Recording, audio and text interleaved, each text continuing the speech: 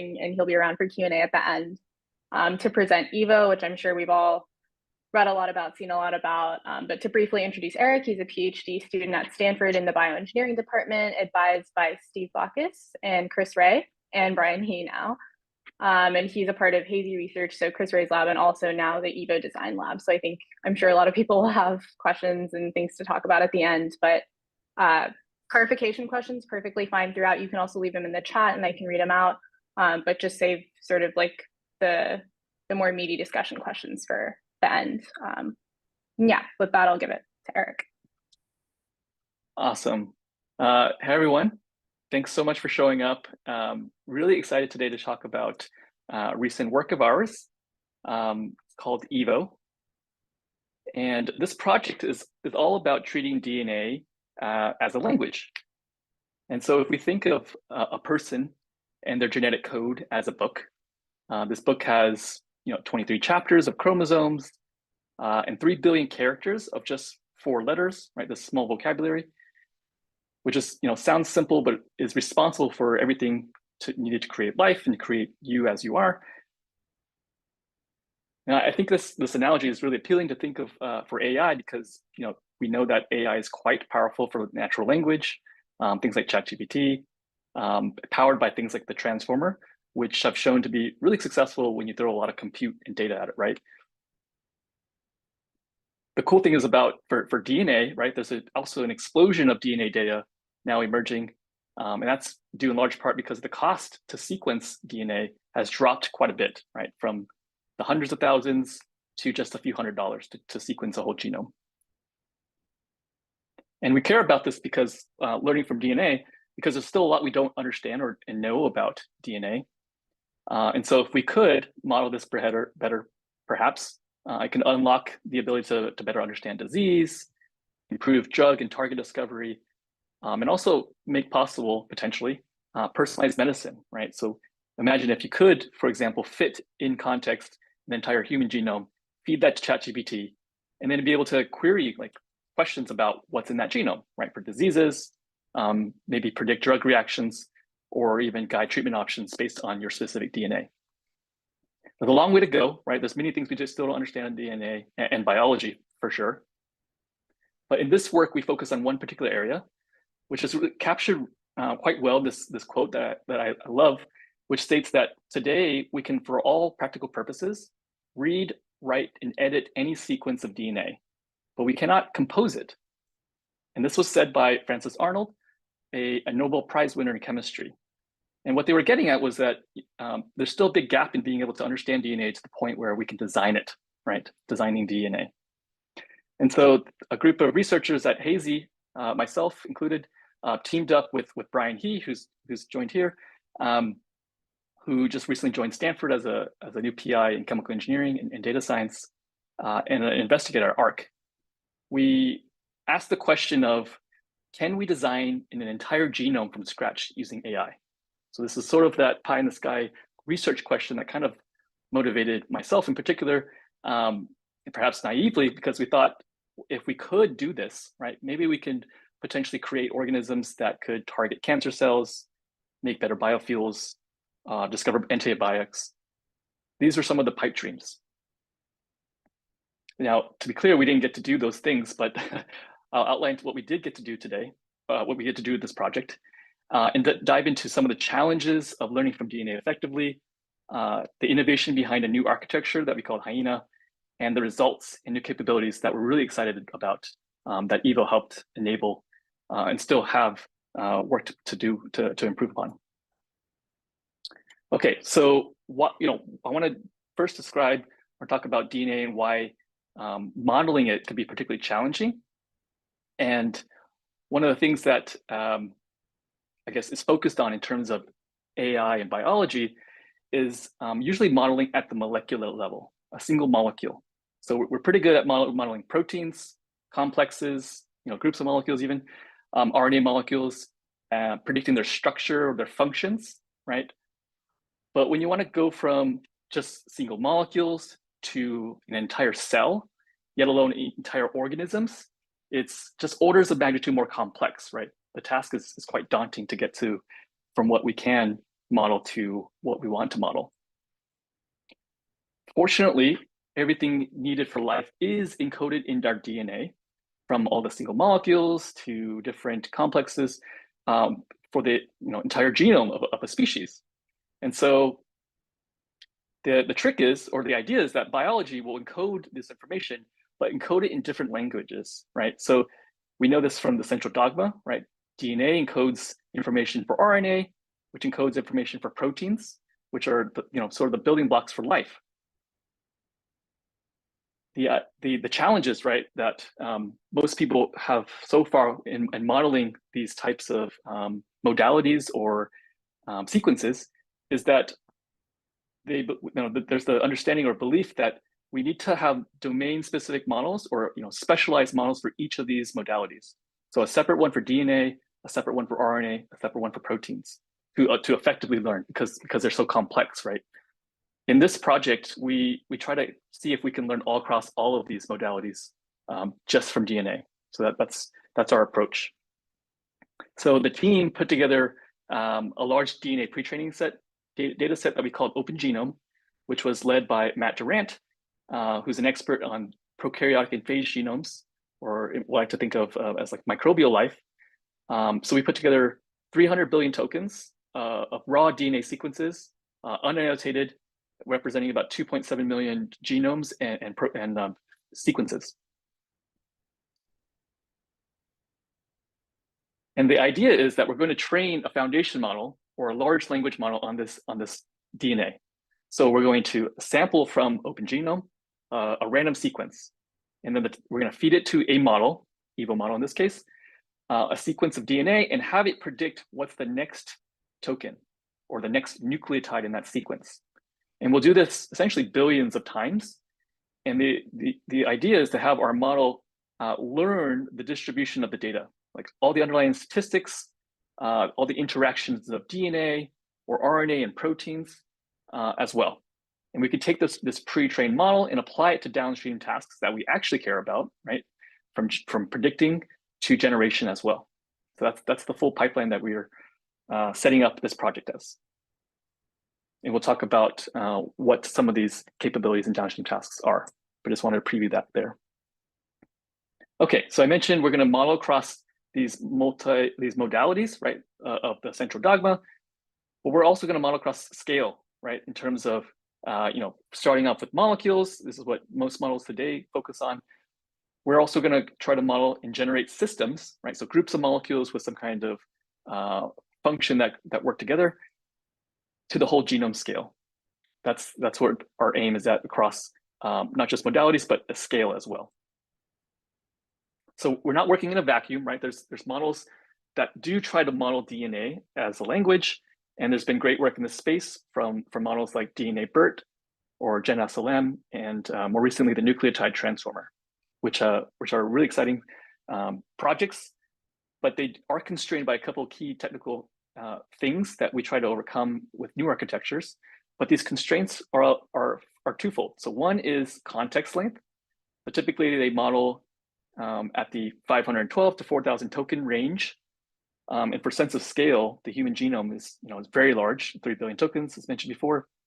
And so this is just a tiny fraction of the context that we might be actually interested down the road.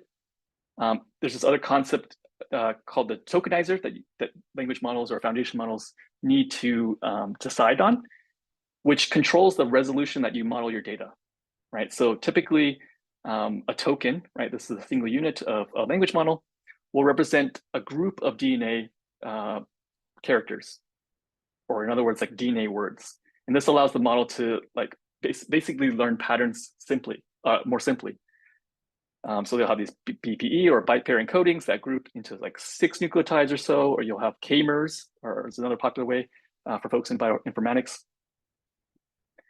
Okay, so what's the big deal about context length and tokenization?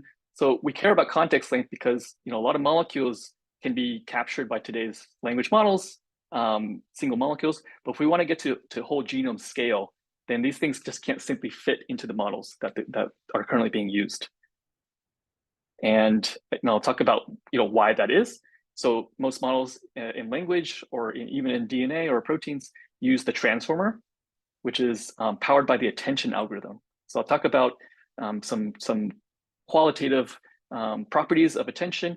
So attention is really powerful in terms of expressivity, meaning it can model your data in all interactions very well because it has this global receptive field, which means that for a given position on a sequence, it can aggregate information from all its neighbors essentially simultaneously. And so it's really rich computation, but it comes at a cost. So this is time complexity measure that computer scientists use to measure efficiency of algorithms. And it scales in sequence length of O of n squared, which means if your sequence length doubles, your computation requirement quadruples.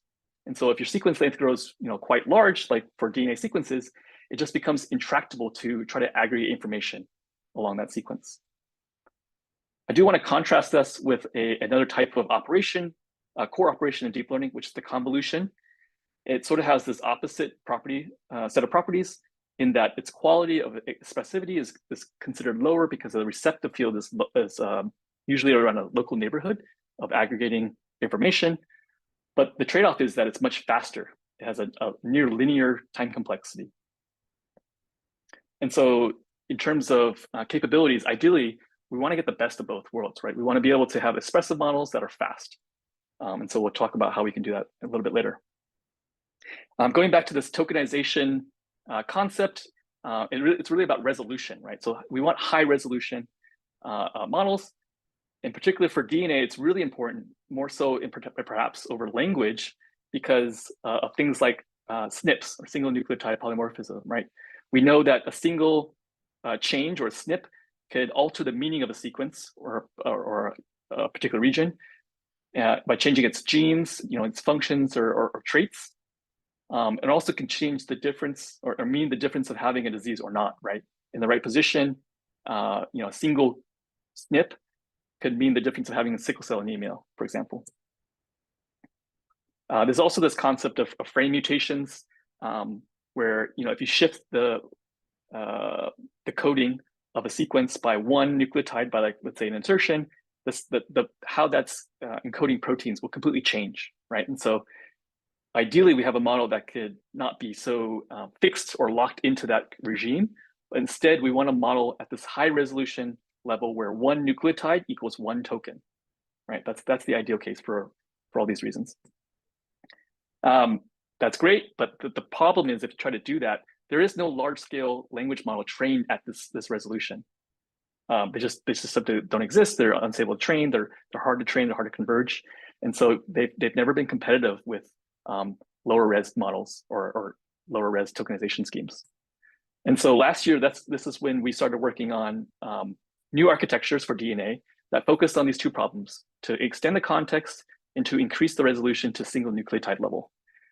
This paper we put out was called Hyena DNA, based on a Hyena architecture that I'll describe. We put it out last year. It got some interest from folks. There's this fun quote I saw from an AI minister of the UAE, which I thought I'd share for kicks. It said that from ChatGPT to Midjourney to Hyena DNA, it is now undeniable that AI is no longer a hypothetical technology, but one that warrants far more government time and resources across the globe. I thought this was flattering. Thanks for saying that. But to put us in the category of ChatGPT and as capable as that is a stretch. That being said, it may have gone to our head a little bit. We wore T-shirts and we got really into the marketing, which was fun. To balance things out, to bring us back down to earth, we also got opinions from domain experts who we also really cared about, because they're the end users. We want to make sure that we're making capable models. There's this quote from a person that said, "For now, there is no serious evidence that DNA language models provide any gains in any useful downstream application. It's early days, so folks should still work on these, but there is zero evidence that this is the future of genomic sequence modeling." So I took this very seriously, and we went back to the drawing board, and Evo is sort of that result. But just for some context in the environment or headspace, I thought I'd share that for kicks. We have a quick clarification question, Eric, in the chat. Someone asks, why would a tokenizer with k-mers reduce the resolution if we define 4 to the k words? I think all of the information is still contained. Yeah, that's a good question. So maybe the information is contained, but the model's ability to extract the differences at the single nucleotide or that high resolution level um, could be more challenging to pull out. So it's theoretically there if you had enough data, for example. But I think our hypothesis is that um, it's a bias that you're enforcing the model to have that actually works against of what you're trying to teach it.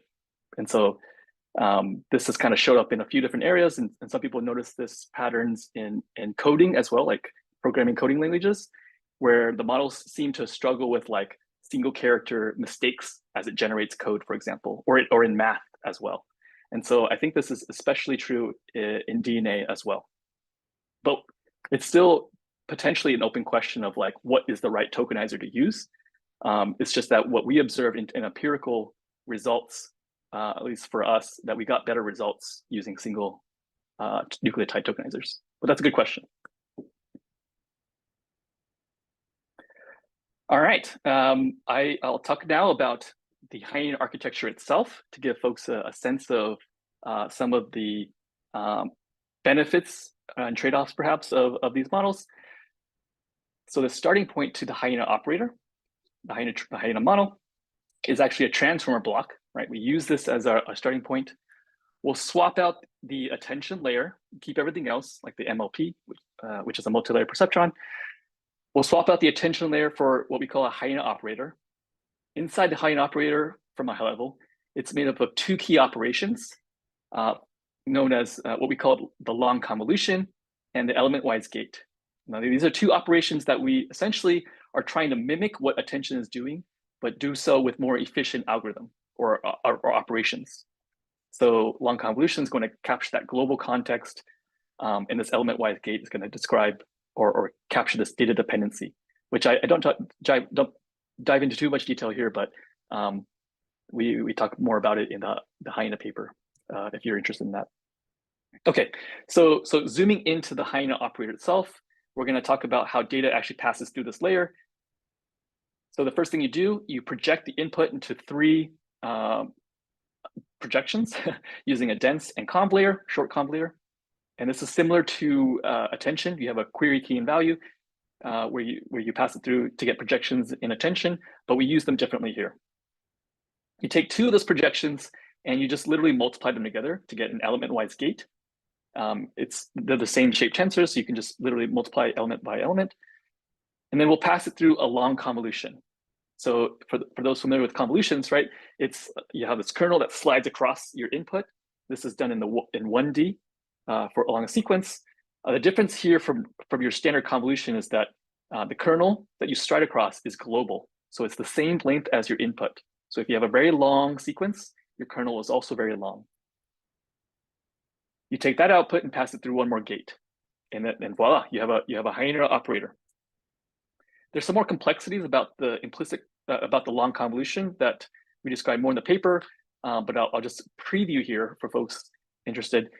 It's an implicitly defined convolution, meaning the kernel has a separate function that parameterizes it, and we use the FFT convolution, or a fast Fourier transform, which basically the key takeaway is when we do a convolution through the Fourier or frequency domain, we can reduce the time complexity to make it more efficient from n squared to n log n, which is a near linear operation. So it's much faster. Okay, so more recently, more interestingly, we moved from a Hie architecture for the DNA model the last year, and this year, or this project, we're using the striped Hie architecture. So this is a Hie architecture, but we mix in a few layers of attention. So it's a hybrid model. In this case, it's a 7 billion parameter model, about 1,000 times bigger than the Hie DNA model we did last year. Made up of 29 Hie layers and 3 attention layers. We train it in 2 stages, where the first stage is trained in a lower context length of 8,000 tokens. In the second stage, we train it at 131,000 tokens.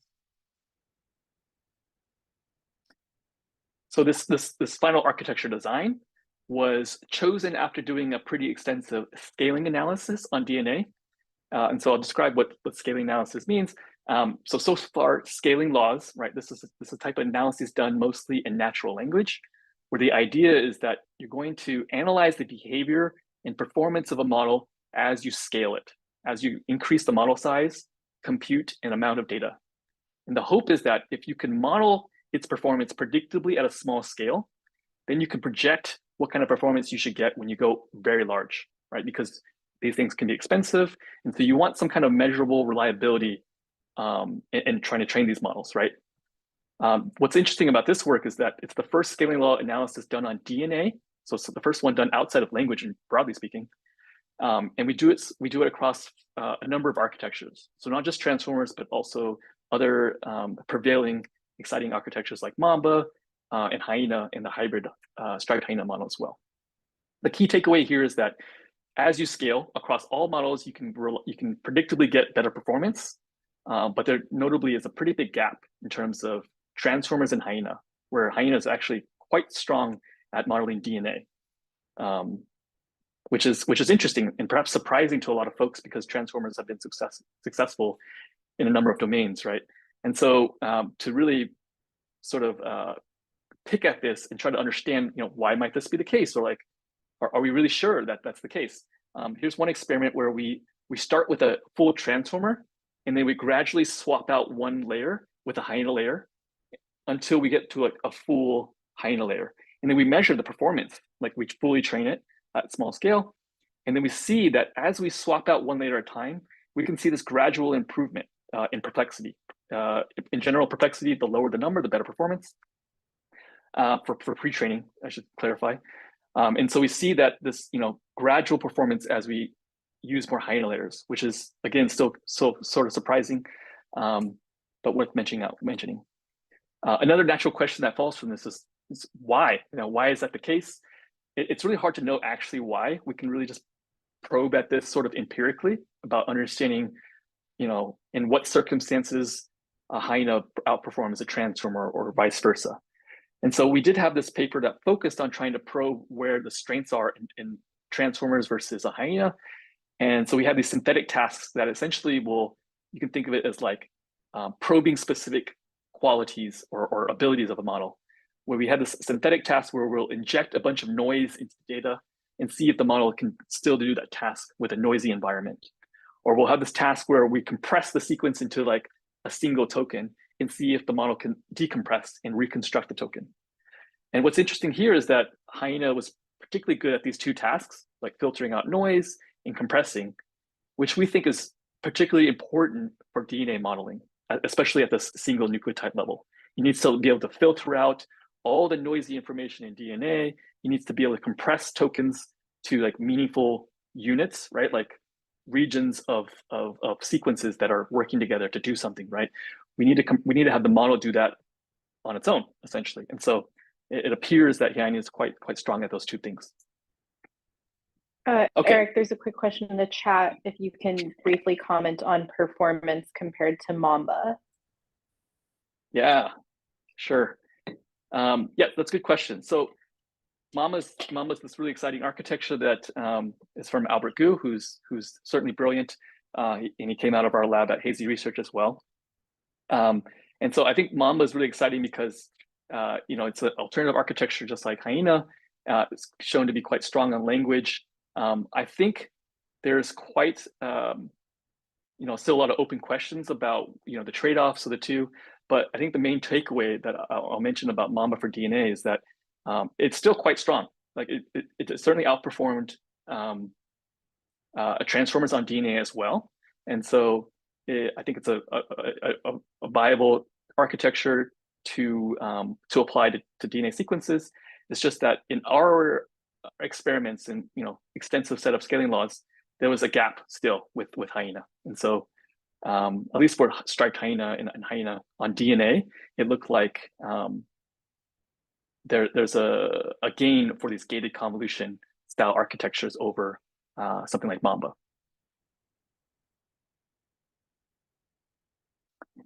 All right.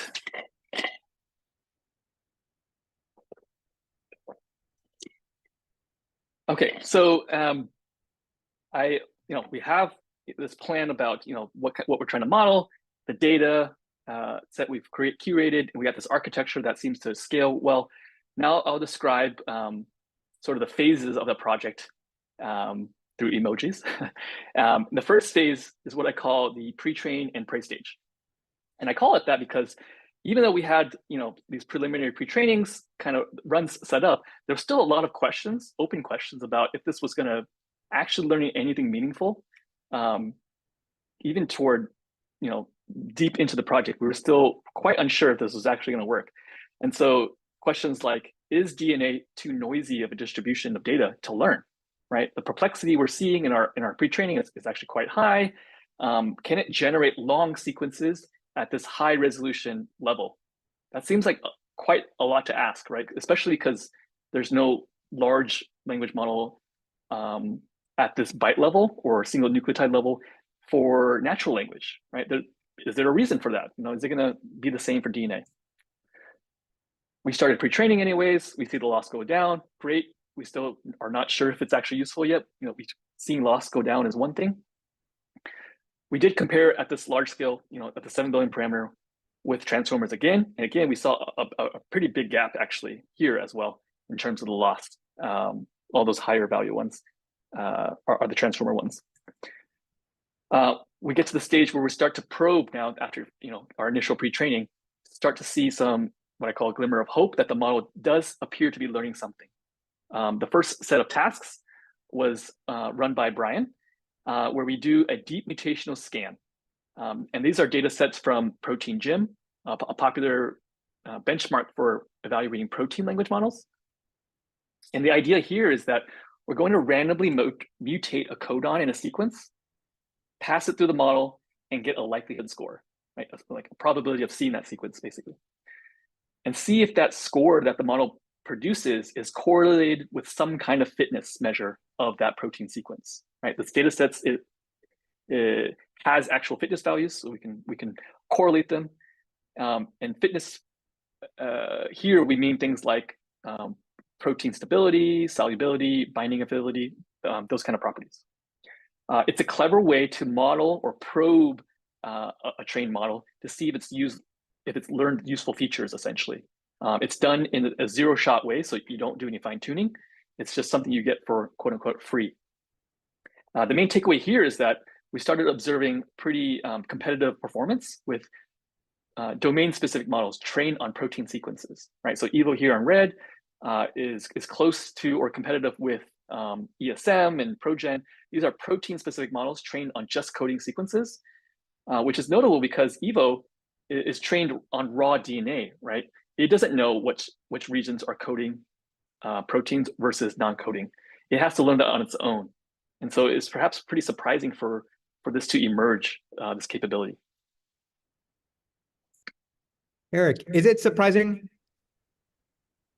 given that the training data was extremely protein dense? And so is your DNA model really like a protein model, basically?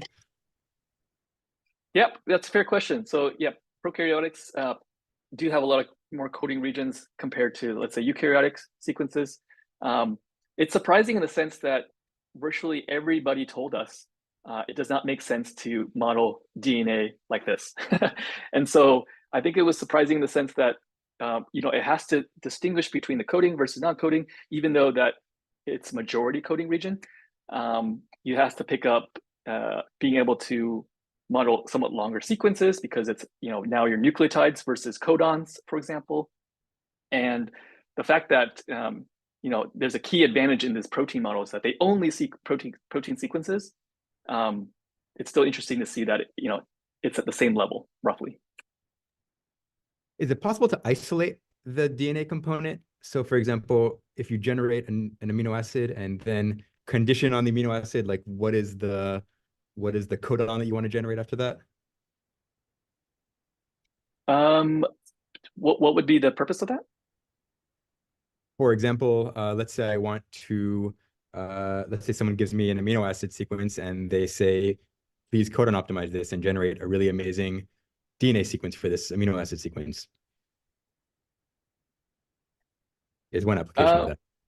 But the idea being you don't want to entangle the signal of like, well, what should the protein be versus if I'm constraining the protein, what should the DNA sequence be? Yeah, that's a good question. I'm not sure. Yeah, I think at least for me, I'm not sure. That may still be an open question for what's more ideal. But I do know that there's some folks who a colleagues actually trying to work on codon optimization using a similar type of model. So yeah, I think there's still questions about is that the best way to model proteins? We're not saying that this is the right way to model proteins. I think it's more of an observation that you can learn proteins also from DNA, which to some folks that might seem obvious, to other folks that might seem not obvious, I guess. But it's more just kind of reporting what we see and perhaps try to focus on like generalization. So can a single model learn proteins, but also learn these other modalities as well? I'm sure there's other ways to like improve performance or try to probe protein specific things, but yeah, those are good questions.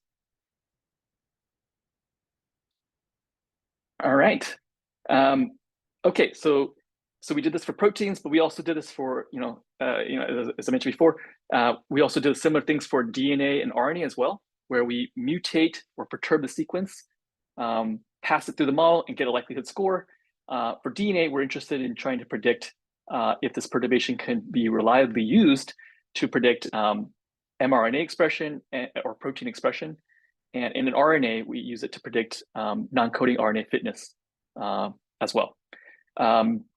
What's interesting here is that now that you have a single model that could perhaps generalize across each of these modalities, it's cool that one model can model across the central dogma of biology, right? There's still questions about other models. If you fine tune them, can you surpass performance? Very possible, right? But I think at least for DNA and RNA here, it shows to be quite competitive with domain-specific models. And then for proteins, it's quite competitive as well. Sorry, but as far as I know, for example, for protein expression prediction, just GitSec content gives approximately 0.50 correlation or something like that. I've heard this from Anshul, and it was his post you mentioned. There he said that, for example, your claim that the expression is really good, that your model is really good at predicting expression is not well justified, maybe. Yeah, that's a good point. So I should clarify. Yeah, there's other techniques that perhaps could do better. I think what we want to show here is that compared to other modality-specific language models, it's competitive. Now, I'm sure there's potentially other ways that you could try to model different features and it might do better. Yeah, I think you mentioned GC content. Yeah, I think that's a certain failure mode for this that is perhaps surprising for DNA-specific models. I think it's worth mentioning like maybe analogous things you see in like other domains for things like transformers, right? So people have observed similar things in language, right? Where they'll ask it really, really simple questions, but like sort of like differently or like out of distribution. Yeah. And then those models will just completely fail, right? So there's these phenomenons that are kind of occurring across language models. And so by no means are they perfect or there's no room for improvement. There's absolutely tons of room for improvement. And so yeah, those are good things to highlight and point out for sure.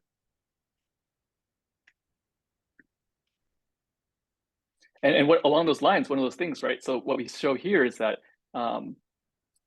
since our model is trained on prokaryotic and phage genomes, we wanted to see what happens if we fed it human protein sequences.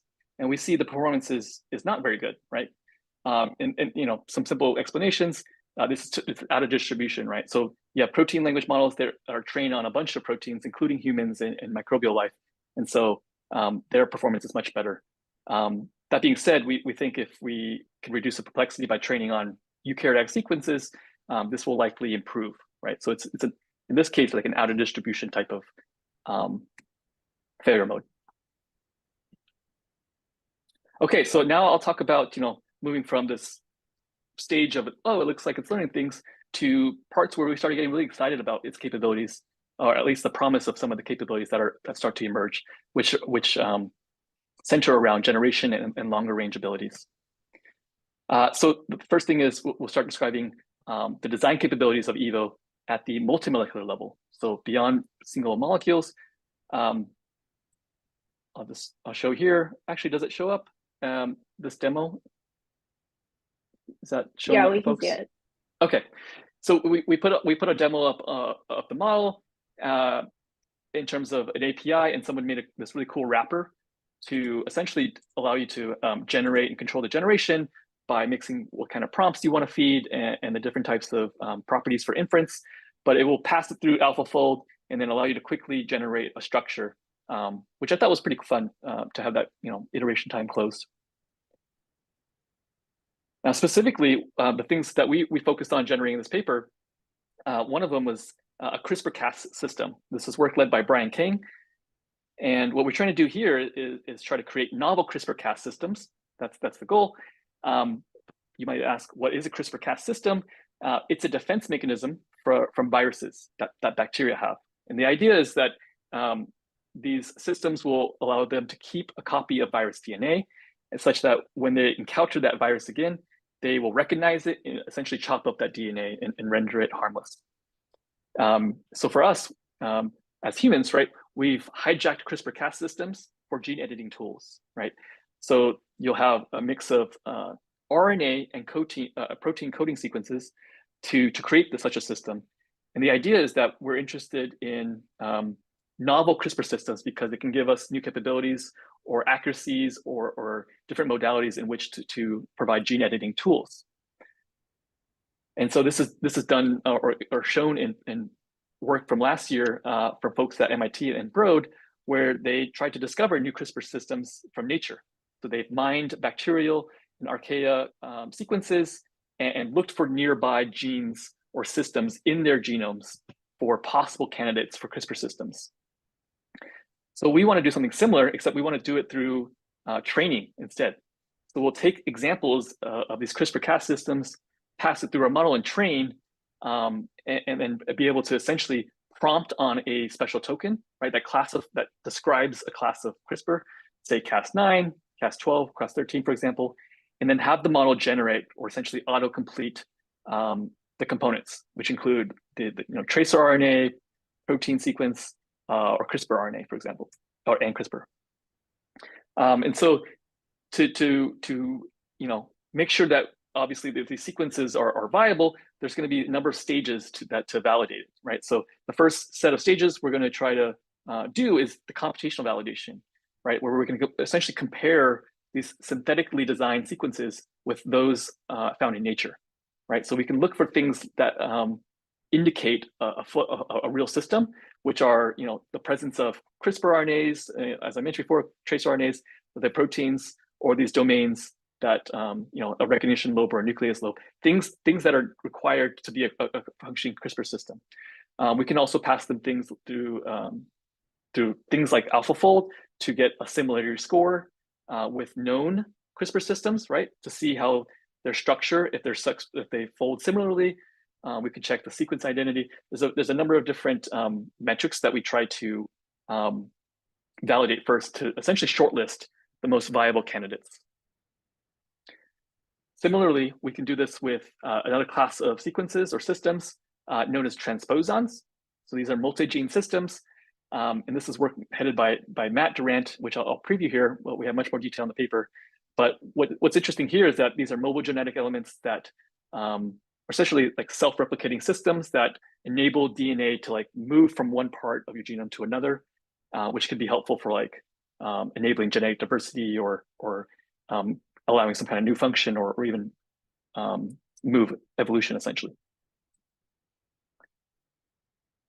All right, so I'll talk also next about some of the longer range capabilities, right? So far we've talked about the shorter range, relatively shorter range. The first task along this line is on gene essentiality. And this is a work, again, headed by Brian, where the idea is that we're going to take a whole genome and we're going to add stop codons prematurely to essentially deactivate one gene at a time. And so there's these experiments done in the wet lab, essentially, which use CRISPR to do the same process. They'll edit a particular codon to render the gene, to turn off the gene, and see if it was essential for the survival of that organism. So that's what we mean by gene essentiality. And so this can be pretty costly, right? Because it requires wet lab experiments and some CRISPR experiments to do this.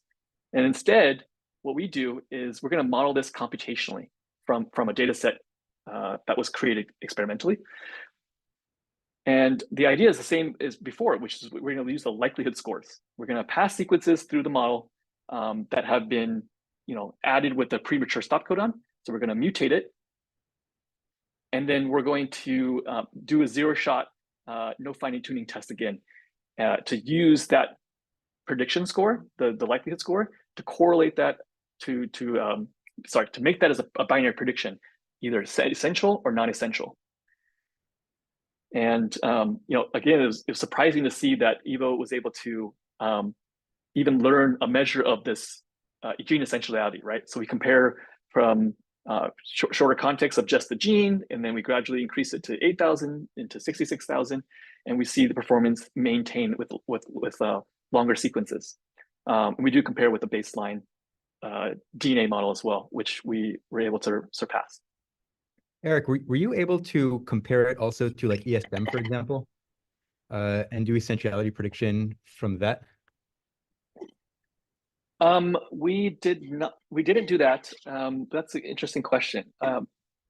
Maybe Brian could speak to that. Oh, you're muted, Brian.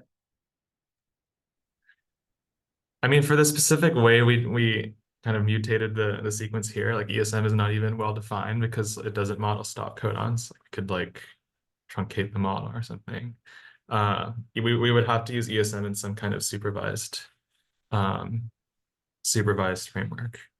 But as we showed here, actually, the model does use the context for gene essentiality. So if you only provided the information from the gene, it like knows a little bit, but the context is actually the genomic context that the gene is in is quite helpful for this kind of zero-shot kind of probing of the model. So and that's kind of that's what I found pretty striking about this result too. Like it's using the genomic context to improve this kind of in-context function prediction.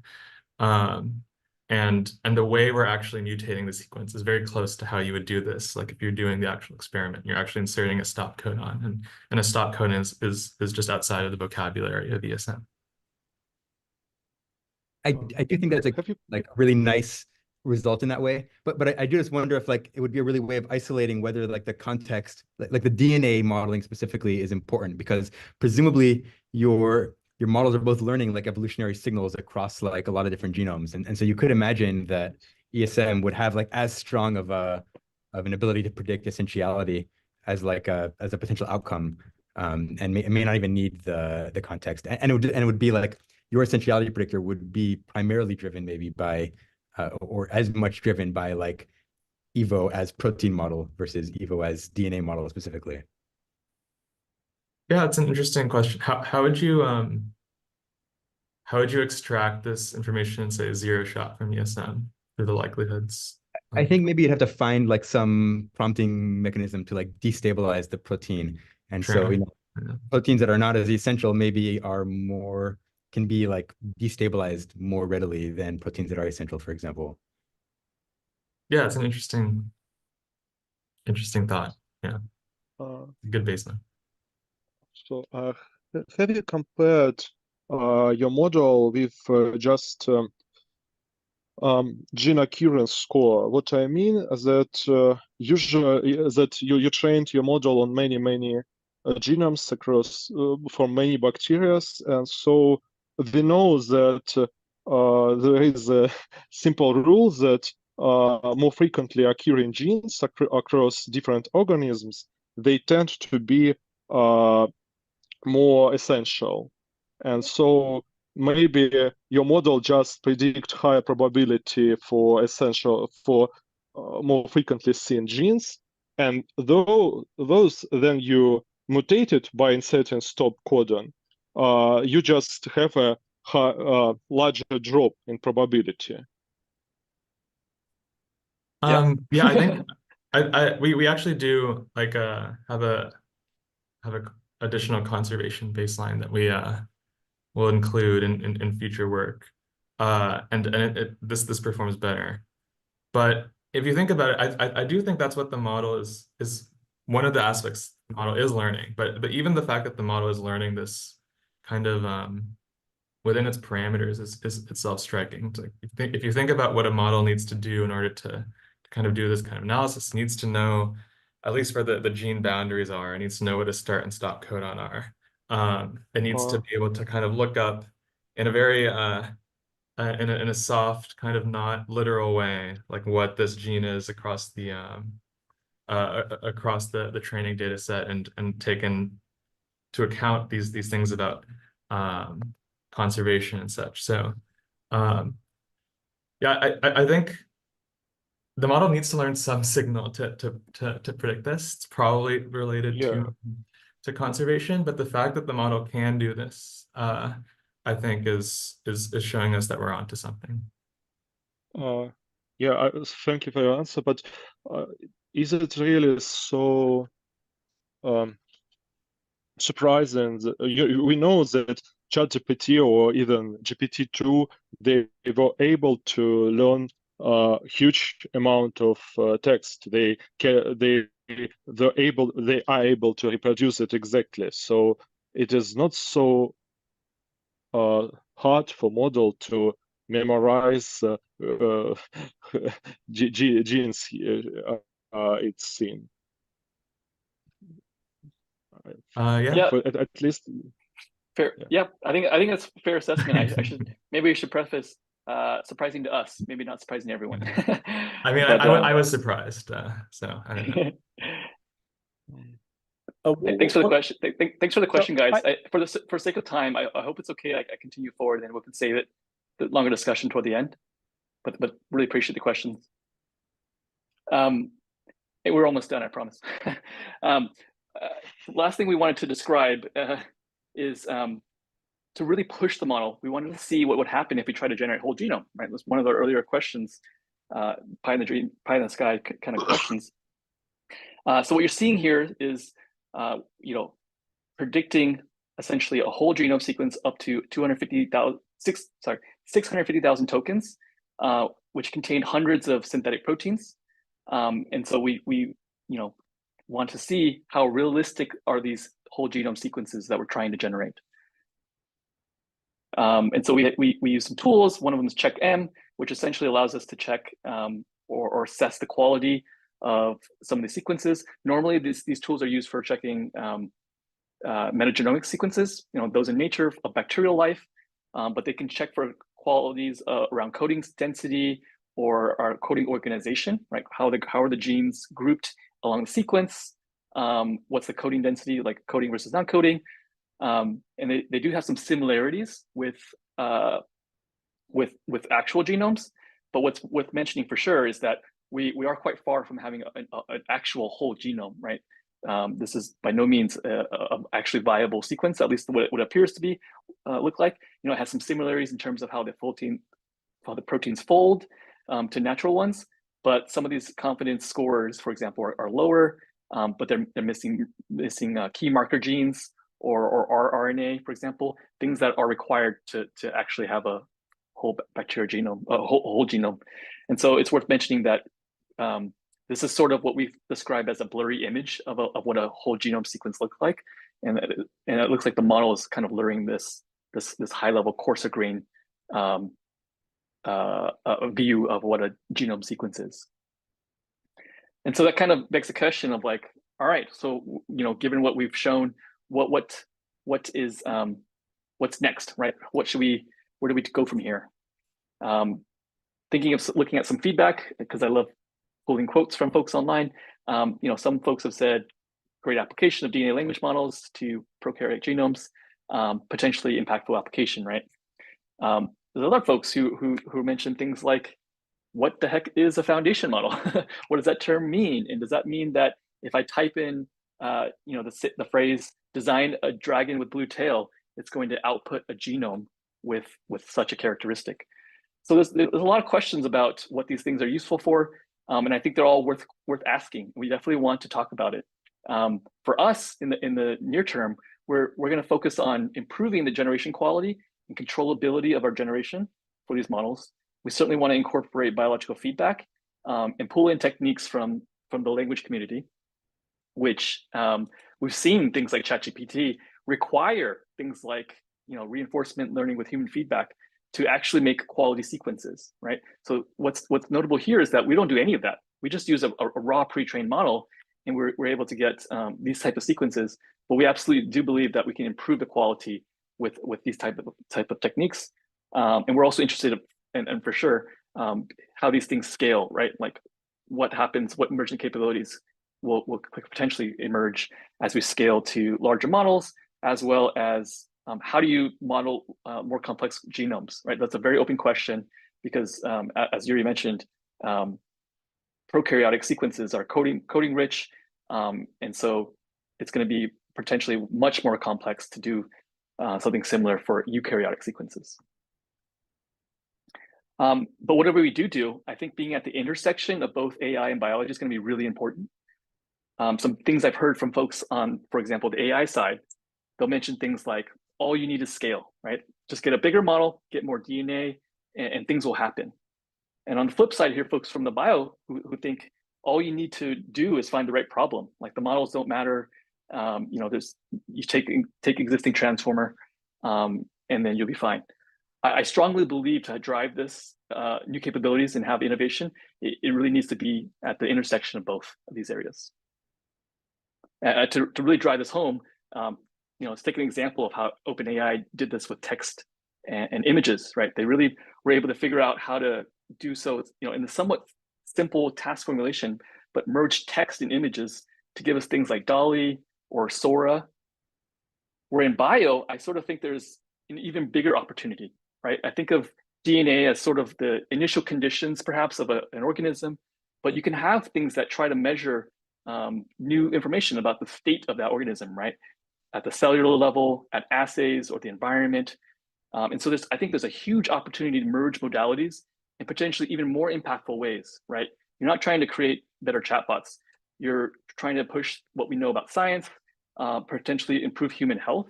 And so I think it's a really exciting space to work in.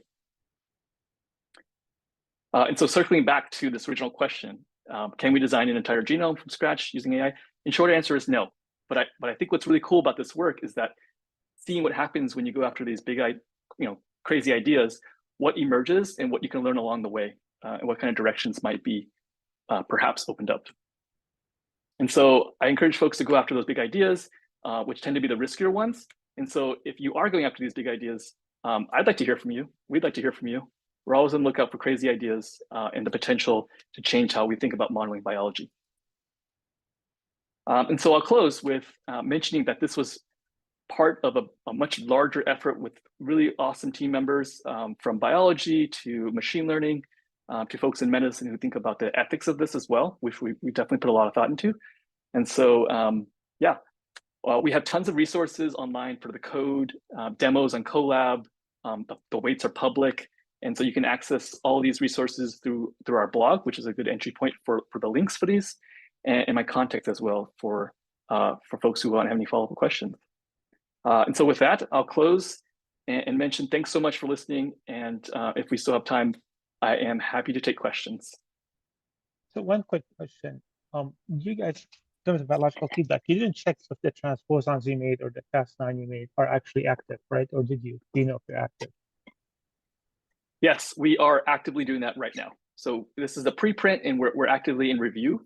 And so we hope to share results as soon as we can. Great, thank you. One Absolutely. application I think would be amazing is a few years ago, Rotem Sarek published this paper on discovering new antiphage defense systems.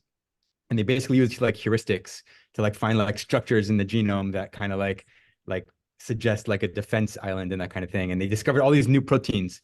And I feel like using a model like Evo would just like supercharge that and be really amazing at like discovering new totally new defense functionalities that could be co-opted for new biotechnology. Would love to see that. Yeah, that sounds awesome. I'm very interested in that. Thank you. Yeah, Jacob, go ahead. Hi, thanks. Thanks for the talk. It's awesome. I was wondering, you showed in your scaling study that striped hyena and hyena, they perform pretty similarly. I was just wondering what ended up to tip the scale towards using striped hyena over just plain hyena. Yeah, so the takeaway there is what we observed, especially in language, because we definitely did scaling laws in language as well. At the smaller scale, it looks like hyena, like a pure hyena, could perhaps do better. But as you get really large, the trajectory of a striped hyena, in particular, seems to be better essentially. And so, when we scaled to 7 billion, we also have differences with regular hyena as well. And so, it made sense just to use a striped hyena. There's also things like context extension that we don't describe too much of those nuances, but the idea there is that it potentially could work better, this context extension idea, with a striped versus the regular hyena. Okay, but it's not like explicitly visible in the scaling study plots, right? But it's just something that you know from language, basically. Yeah, we didn't showcase as much, but I think in the current study for the DNA scaling, you can already see the slope being stronger for the hyena, the striped hyena.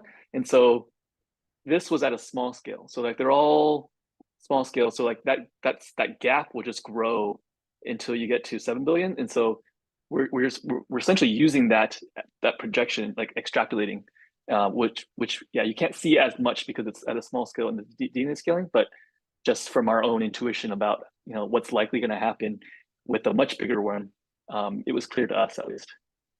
Thanks. Good question. Is it okay to ask a small technical question? Yeah, go ahead. I was just wondering, we're trying to train larger hyena models, and what we sometimes had, and I guess you maybe also alluded to that problem with Mamba and in the preprint, it seemed to be unstable, and we would be getting nans pretty early in training for larger models, even though they would have no problems fitting for the same data set when they were smaller. Do you have any ideas or tips of what could be causing that? Because apparently you can scale it up to large numbers of parameters. So I was just wondering what could be a thing that we're doing wrong. And we are using your code. Yeah, so I'm guessing you're referring to the hyena DNA specifically code. Is that right? Yeah, so there are some key differences from the striped hyena code actually that we've incorporated since then to help stabilize and really focus on scaling large versions, because the hyena DNA, as cool as I thought it was, those models were very, very small. So 7 million parameters was the biggest one. And so, yeah, it does take some learning to figure out how to scale these effectively, that hopefully through time we'll be able to share some of those lessons. But we try to describe those as best we could in the paper. But yeah, I do realize that there's probably more nuanced things to do, which is a learning process for everyone, I think, for us too as well, as we even want to go bigger, right? So yeah, I think it's going to be some trial and error that will definitely be involved in trying to try to learn along the way. Yeah. Thanks so much. You mentioned this one thing that you incorporated that you were willing to share. Could you repeat that? I didn't quite catch that. Yeah, so maybe for sake of, I'll go to the next question, but like refer to the paper that for the details. But thank you for the questions. Thank you so much. All right. I don't see any more questions on, so feel for the next person to jump in if they like, or if anybody yeah, knows. There's a couple of questions in the chat, Eric, but I think maybe we can prioritize people that would rather just unmute and go for it you have a couple extra minutes to answer. Otherwise, you can maybe just pick through the chat and see what you would like to answer. Yeah, I'd say go for it. Whoever's first come, first serve. Sorry about that. Okay. Yeah, if anyone wants to read their question out of the chat as well, I think that would be really helpful. Sure, I'll do it. I was the one who asked the scale question, striped hyena versus mamba thing. But basically, does being able to train and improve perplexity over a longer time frame help us improve expressivity? Like, can we capture biological nuances that we otherwise wouldn't capture in the earlier stages of training the model towards the lower ends in training that are permitted by the increase or the better performing architecture, let's say? Yeah, so maybe I can.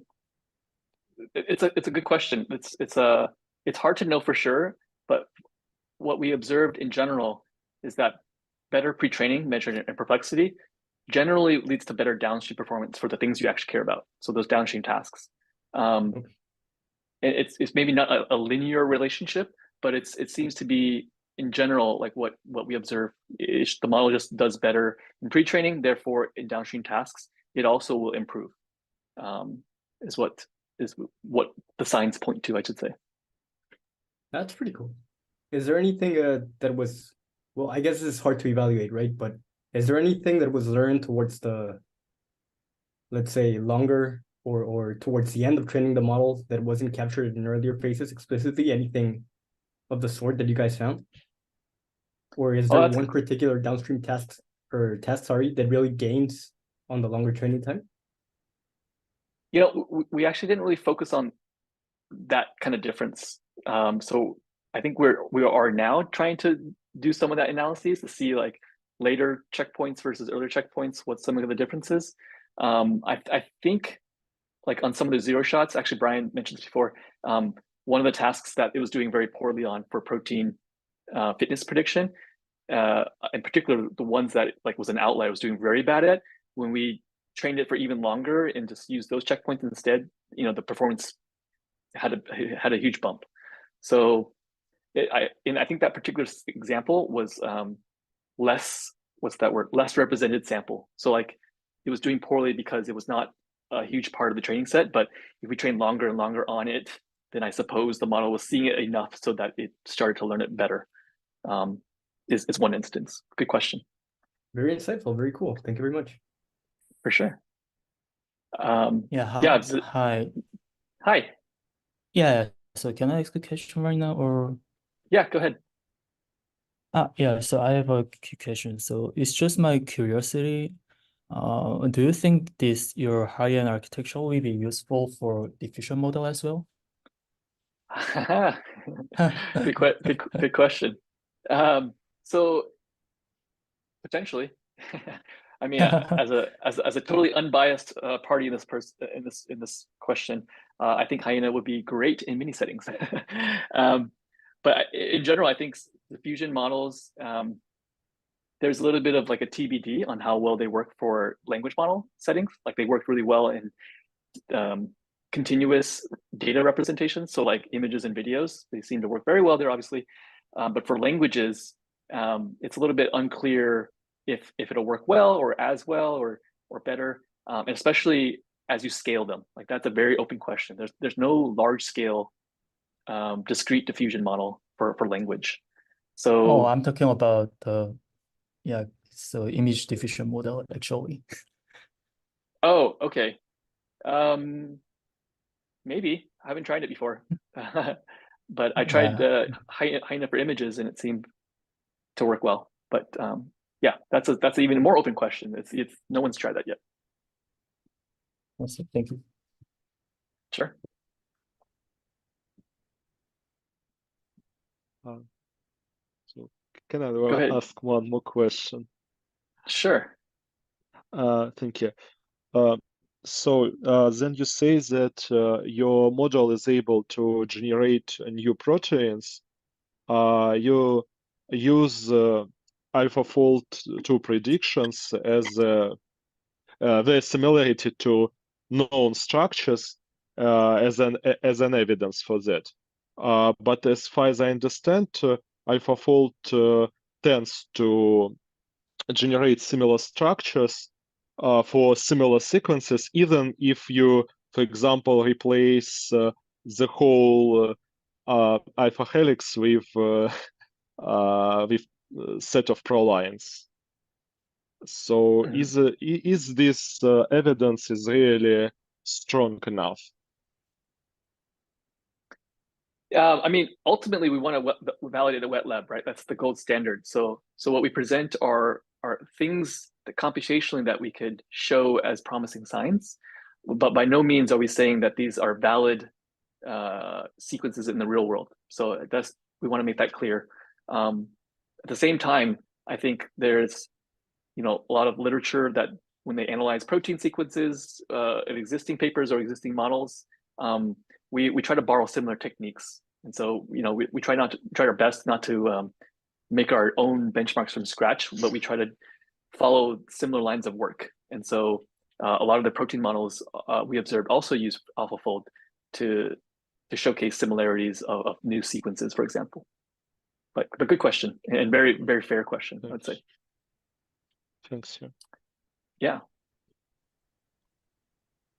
Cool. Okay. So I think maybe in the interest of time, I think we want to thank Eric and Brian both for being here and giving this presentation. Clearly, there's a lot of interest in the work. So if people have follow-up questions, I think reaching out to Eric would be a great way to explore those.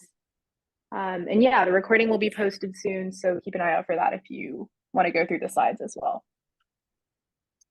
Awesome. Thanks so much, guys. I love the interest and questions and feedback. Such really good engagement. That was really fun. All right. Thanks, everyone, and see you all in 2 weeks.